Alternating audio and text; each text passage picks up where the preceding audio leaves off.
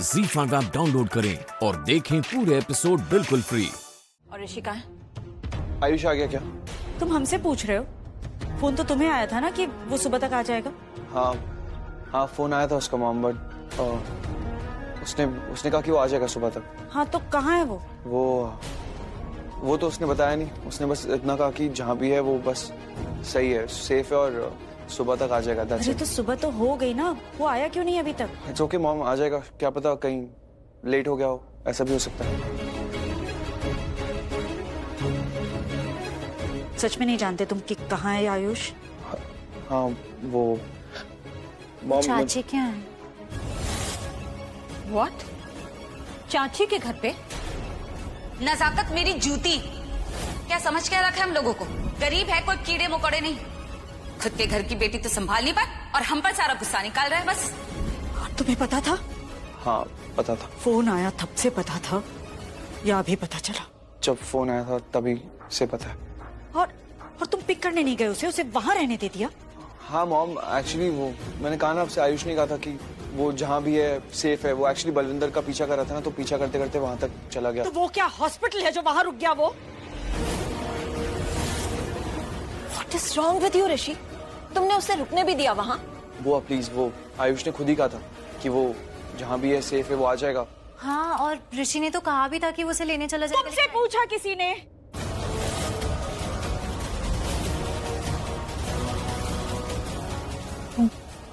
Mummy जी, तुम्हारा तो मायका है ना वो, उसके खिलाफ कुछ सुनोगी नहीं तुम, चाहे हम सच ही क्यों ना बोल रहे हो। और ये भी तो हो सकता है कि तुम ही ने आयुष को कहा हो कि वहीं रुक जाए। नहीं मॉम, ऐसा नहीं है। लक्ष्मी ने आयुष से कुछ भी नहीं कहा था। इनफैक्ट हमें तो पता भी नहीं था कि आयुष वहाँ लक्ष्मी की चाची के घर पे। इनफैक्ट जब उसका फोन भी आया तो वो वहीं पे था। हमें कोई आइडिया नहीं था इस बारे में। बस वो सेफ है, उसकी सेफ्टी ही सोच रहे थे हम, इसलिए हमने कुछ कहा नहीं। हम भी उसकी सेफ्टी के लिए ही कह रहे हैं। जाओ और उसे लेकर आओ। I want Ayush in this house, जल्दी। ऋषि, जो बाजी मस्तानी के लिए काशी को छोड़ सकता है, वो एक दिन काशी के लिए मस्तानी को भी छोड़ सकता है।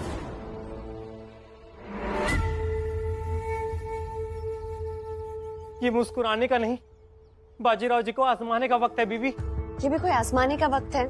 मस्तानी यही मौका है जिससे दूध का दूध और पानी का पानी हो सकता है। और आज ये फैसला भी हो सकता है कि बाजीराव जी किसको चुनते हैं। लेकिन आज उनके बेटे की पूजा है और तुम चाह रही हो कि वो हमें चुने? ये कैसे मुमकिन है? अरे यही तो राधाबाई भी कह रही थी कि काशी का पलड़ा बहुत भारी है।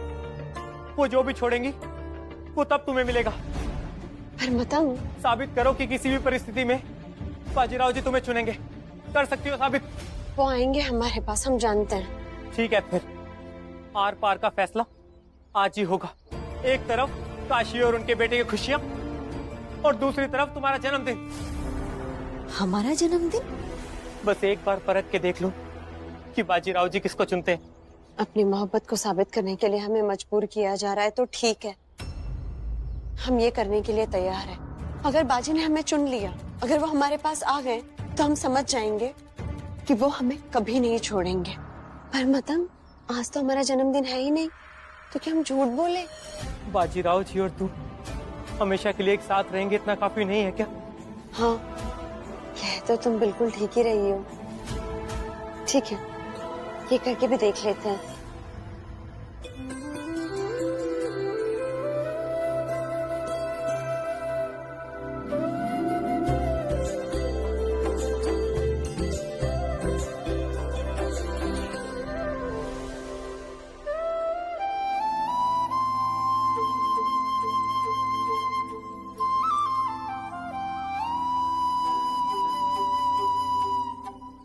आपने नाना साहब के लिए ये सब किया, हमें अच्छा लगा। ये सब मैं सिर्फ नाना साहब के लिए नहीं कर रहा हूँ, तुम्हारे लिए भी कर रहा हूँ काशी। मासी का आशीर्वाद है कि बच्चा हमेशा हंसता खेलता कूदता रहे, क्यूटा बिल्कुल अपनी मासी की तरह।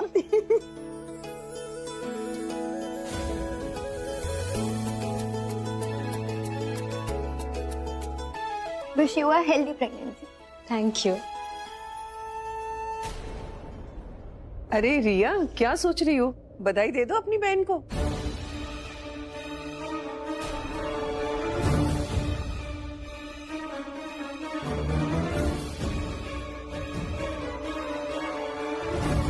वो सच में बेहोश हुई है और ये सब इसीलिए हो रहा है क्योंकि वो प्रेग्नेंट है।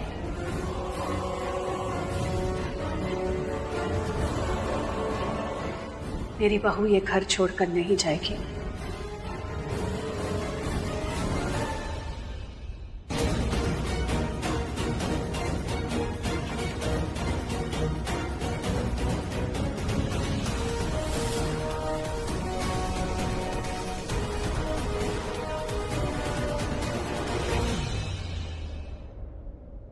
आई विश तुम्हारा मरा हुआ बच्चा पैदा हो।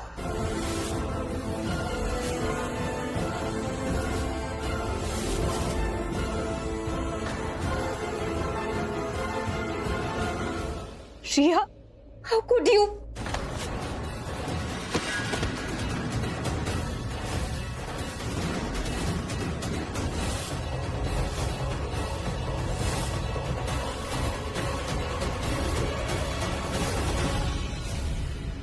रिया, are you okay?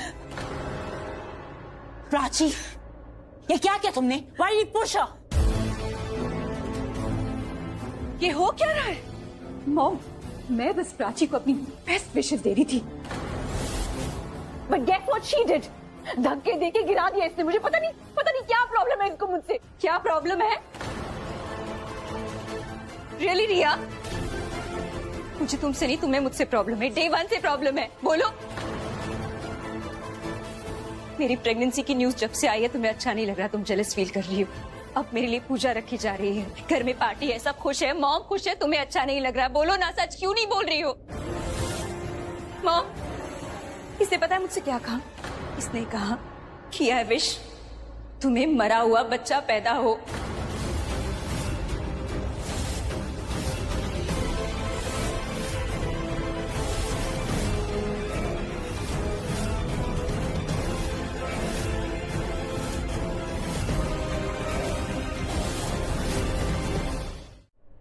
अच्छा बताइए, आप लोग क्या लेंगे? चाय, कॉफी, जूस, कोल्ड ड्रिंक्स या कुछ और?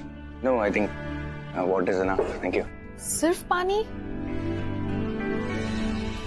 अरे सिर्फ पानी कैसे? इन्हें फालूदा खिलाओ।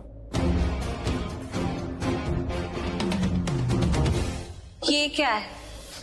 कुल्फी और सेविया? तुम्हें नहीं पता? ठीक है, इसे फलूदा कहते हैं, फलूदा। जो कहता है कि लोगों का मार मार के बन जाता है। हंसी बनाते हैं। थैंक्स। पानी काफी है। मुझे तो जो लाना है वो मैं लेकर आऊंगी। आप लोग बहुत ज्यादा फॉर्मल हो रहे हैं, सिर्फ पानी से काम नहीं चलेगा। मैं भी आई।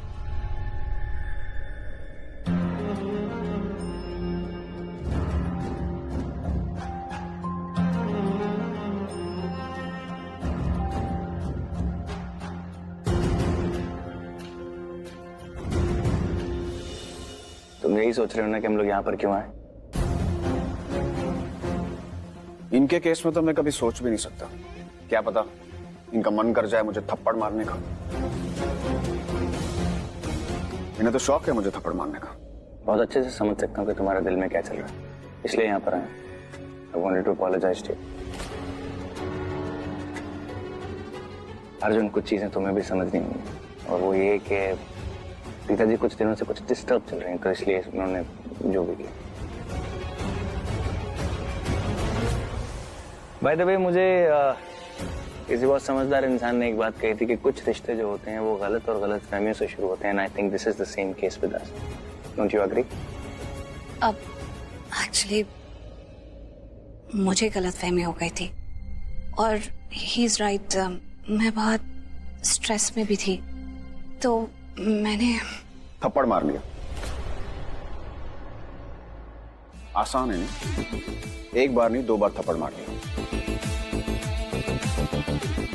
और अब जब मार लिया है तो वापस तो ले नहीं सकते। लग गई तो लग गई, है ना? नहीं, मैंने किया क्या?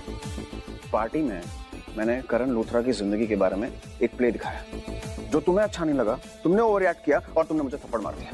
तुम्हारे साथ मैंने डांस किया, तुम्हें गुस्सा उस बात पे नहीं आया, तुम्हें गुस्सा इस बात पे आया कि मैंने ये प्ले दिखाया ही क्यों। तुम हॉस्पिटल में आई, बिना कुछ सोचे समझे तूने मुझे थप्पड़ मार दिया। This is called over reaction. मैं कुछ बोलूं तुम्हें बुरा तो नहीं लगेगा? तुम कभी कभी बहुत ज्यादा अजीब सा रिएक्ट करते हो। Take a deep breath. Okay, अब मुझे बताओ कि तुम्हें शादी करने में क्या प्रॉब्लम है? हम दोनों मिलके इस प्रॉब्लम का सॉल्यूशन निकालेंगे ना मंजरी। पहले तुम शांत हो जाओ प्लीज। अच्छा ये लो, तुम पानी पियो। ठीक है, तुम मैं भी पी लेती हूँ।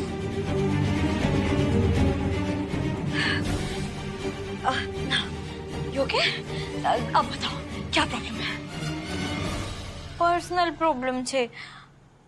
मैं उस मीतलावत से शादी नहीं कर सकती और प्रॉब्लम भी नहीं बता सकती। मंजरी देखो, हम दोनों बेस्ट फ्रेंड्स हैं ना। बेस्ट फ्रेंड्स तो एक दूसरे से सब कुछ शेयर करती हैं, पर्सनल प्रॉब्लम्स भी शेयर करती हैं। तो तुम प्लीज मुझे बता दो। देखो मैं तुम्हारी बड़ी बहन हूँ, राइट? मैंने तुम्हें बोला था, सो प्लीज जल्दी बताओ मुझे। वो पोपट भाई है ने, उनका ना मेरे सिवा कोई भी नहीं है, और अगर मैंने शादी कर ली तो वो बिल्कुल अकेली हो जाएंगी, इसलिए मैं अभी शादी नहीं कर सकती। ओह, तो ये प्रॉब्लम है। तुम्हारी फई नहीं चाहती कि तुम्हारा रिश्ता हो, मतलब तुम्हारी फई की वजह से तुम इस रिश्ते में आगे बढ़ने से रुक रही हो, राइट? और रॉन्ग। अरे पोपट भाई तो खुशी से उछल पड़ी थी आवाज सुन के। पर मैं इतनी सेल्फिश नहीं हुआ कि उन्हें ऐसे अकेला छोड़ के शादी करके चली जाऊं। जब तक पोपट भाई की गोद नहीं भर जाती, मेरा मतलब है कि जब तक उन्हें बच्चा नहीं मिल जाता, मैं शादी नहीं कर सकती हूँ। बच्चा? व्हाट बच्चा? वो पोपट भाई ना अब बच्चा गोद लेना चाहती है, ताकि मेरी शादी के बाद उनका कोई अपना हो जो उनके बुढ़ापे का सहारा बने। कोई 6 महीने का बच्चा जिसे वो एकदम मम्मी जैसा प्यार करें। अब पर छोटा बच्चा गोद लेने में ना बहुत टाइम लग रहा है। और कभी कोई पेपर, कभी साइन, कभी जेरोक्स, पता नहीं क्या क्या। मंजरी, जब तक तुम्हें बच्चा नहीं मिलने वाला है तब तक तुम शादी नहीं करोगी मतलब? अरे तुम उस बेवकूफ औरत के चक्कर में अपना सब कुछ बर्बाद कर दो। मंजरी, मीत अहलावत एक जैकपॉट है और तुम उस फई के चक्कर में सब खत्म कर दो, सब छोड़ के आगे बढ़ जाओ। What's wrong with you यार? मिस मिशी बेन, माफ करना, लेकिन आप पोपट भाई के बारे में कुछ गलत मत बोलो। हाँ, पोपट भाई ना बिल्कुल मेरी माँ जैसी हैं और मुझे उनकी ममता की पूरी कदर है। हाँ, उनके बारे में मैं कुछ नहीं सुनूंगी और मैं उन्हें ऐसे अकेला छोड़ के और शादी नहीं करने वाली हूँ। फिर चाहे वो मीत अलावत टॉप 10 रिच आदमी हो या फिर दुनिया का सबसे रिच आदमी हो, नहीं मतलब नहीं। हाँ,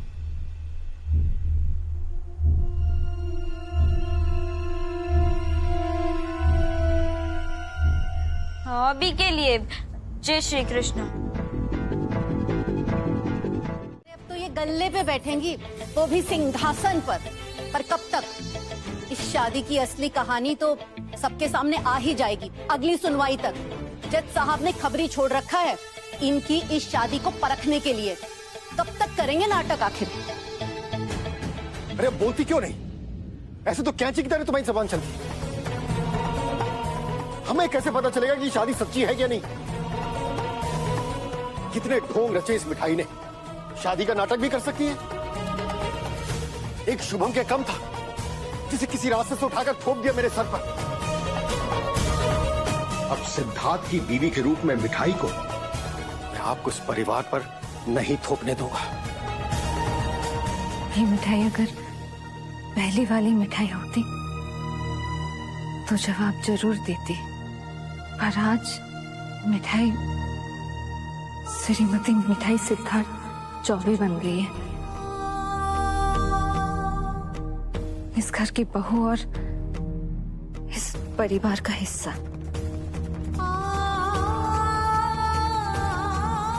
और मिठाई अपने परिवार का ना तो कभी अनादर करेगी और ना ही किसी को कभी करने देगी। पहली मिठाई सिर्फ एक लड़की, एक बेटी थी, पर अब मिठाई एक बहू भी है और एक पत्नी भी है। बहू है पत्नी है? एक नंबर की झूठी और एक नंबर की नौटंकी बाज है तू। फंसाया है तूने सिद्धार्थ को। हम सब जानते हैं सिद्धार्थ को, वो तुझ जैसी लड़की को कभी अपनी पत्नी नहीं बनाएगा। सिद्धार्थ, तू बता ना हम सबको। मुझे किसी को कोई सच बताने की जरूरत नहीं है। और सर, आपको तो मैं अपना फादर मानता ही नहीं, इसलिए आपके किसी सवाल का जवाब देना मैं जरूरी नहीं समझता। आप लोगों को जो सोचना है सोच लीजिए। I don't give a dam.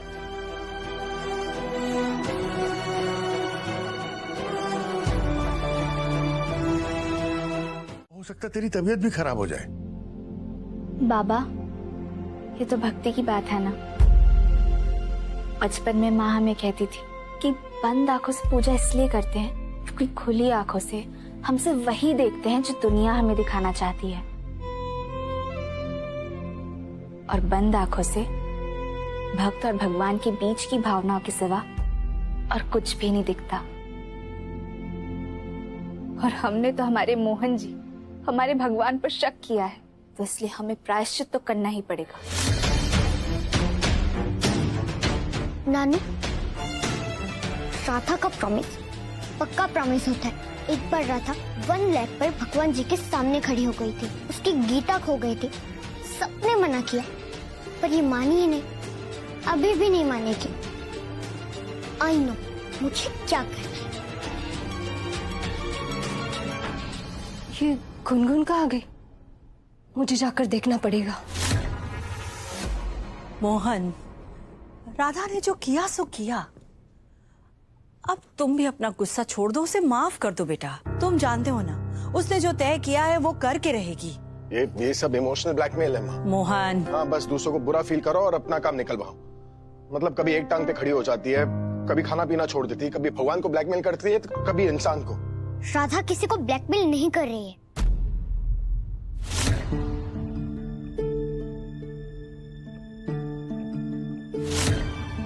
Radha को बुरा लग रहा है। एक बार उससे जाकर बात करो, और अगर वो ऐसे ही टेम्पल चली गई तो उसे बहुत हर्ट होगा। हाँ, तो जाकर बोल दो ना उसे कि मैं उससे गुस्सा नहीं, और ये पट्टी वट्टी का नाटक बंद करे। और अगर वो फिर भी नहीं मानी तो? नहीं मानी तो नहीं मानी ना, मुझे कोई फर्क नहीं पड़ता फिर। अगर राधा को चोट लगी तो तुम्हें कोई फर्क नहीं पड़ेगा?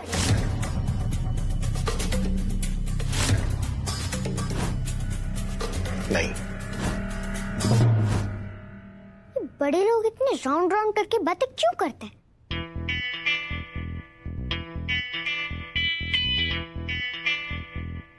आई नो तुम्हें फर्क पड़ता है, पर फिर भी तुम कुछ कह नहीं रहे। चुप ओए, दादी माँ।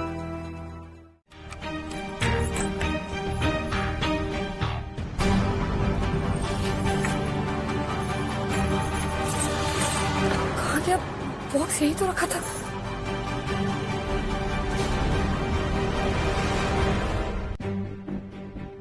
अरे कृषा, वो बॉक्स जो आप ढूंढ रही वो वहां नहीं है। आइए आइए, यहाँ आइए, हम दिखाते।